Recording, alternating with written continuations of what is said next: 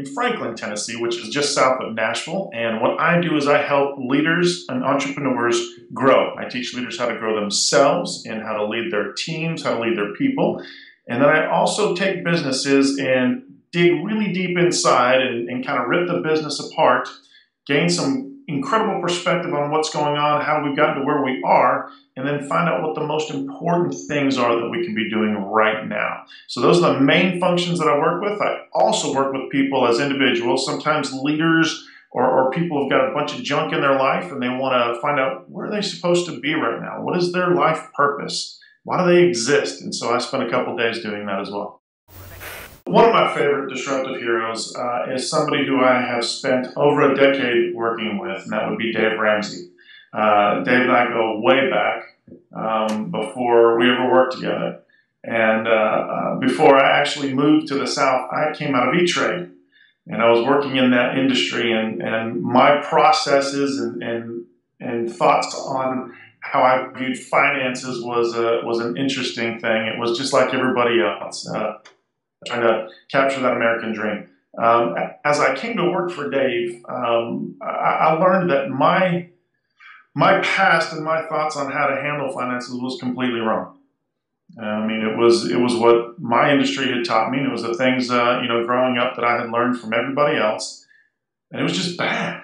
And so, being with Dave in the early days, learning how to get myself debt free, get myself where my life can be what I want it to be as opposed to what everybody's going to tell me it's going to be, was pretty huge for me. So I got to say that was one of the biggest changes that I've had in my life. Getting out of debt was huge. Not having anything to pay for. I've been debt free for, gosh, now over 7 years. I get to do whatever I want to. I race formula cars as a hobby just because I love it. It's something that I love doing, and now I'm in a championship series and I love it. It's something I get to do now because I actually have money.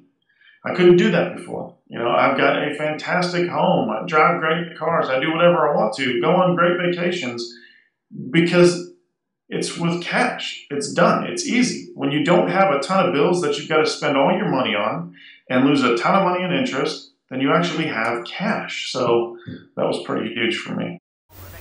My favorite disruptive change is something that I learned a long time ago, years ago, when I discovered that what I do for a living is not who I am. And I was so tied up in my job. And so many people are. We get so wrapped up in what we do that we become too emotionally involved, especially as entrepreneurs. Those of us that are entrepreneurs or even leaders that have been leading for a long time, sometimes it becomes your whole world. And for me, as a young leader, I've been leading people for 21 years. I realized back in the early days, it was everything. I mean, that was everybody I was around. They were teaching me the way you lead is your job becomes your life. And probably, I don't know, somewhere around 13, 14 years ago, I discovered that that's not true. I discovered that if you do it that way, then that's exactly it. That is your life. And you miss out on everything else. And so I really started to dig into that and see what was causing me to do that. What was keeping me in that place, and how could I help other people in this process?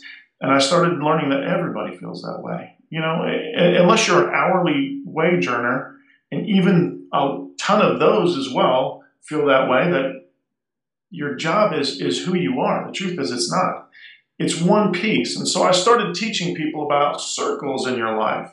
Now, for me, what I do is it's a big circle. It's a lot. I am dedicated to helping God's children get their lives changed, to do something better in life, to change their leadership, to change their business, to change whatever.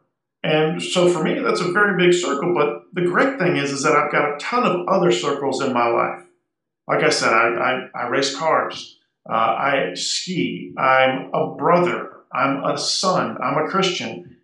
There's all these different pieces about me that make up who I am. And what I do for a living is just a part of that.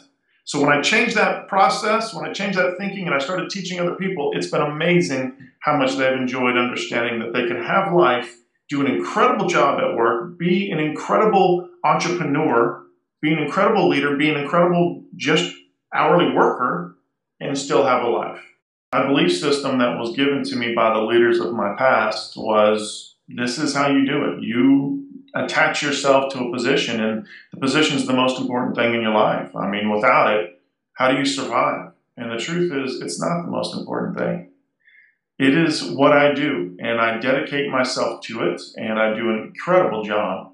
And the great thing is that when I'm not emotionally attached to what I do, I make better decisions at work. I'm not so tied into, what if this is a failure? What if I don't make the right choice? When your job is who you are, you're so stressed out about making the right choices that you sometimes fail to even make choices. The disruptive change that I'm currently struggling with is too much social media. There's too many ways out there to get the information that I love. I mean, it has become so easy. And the funny thing is that my team, that's what we're pushing out. We want to get our information out there so that we can change lives.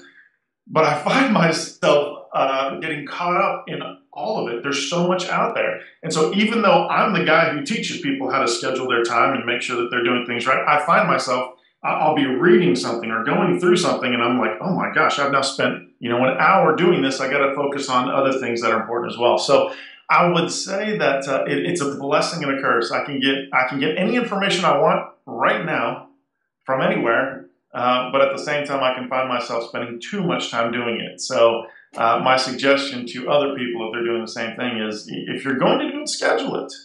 Find a time. I've now chosen a block of time in the morning that I can pull that information in and get it. And if I don't get everything, that's it. I'm done. Oh well, go on with the rest of my day.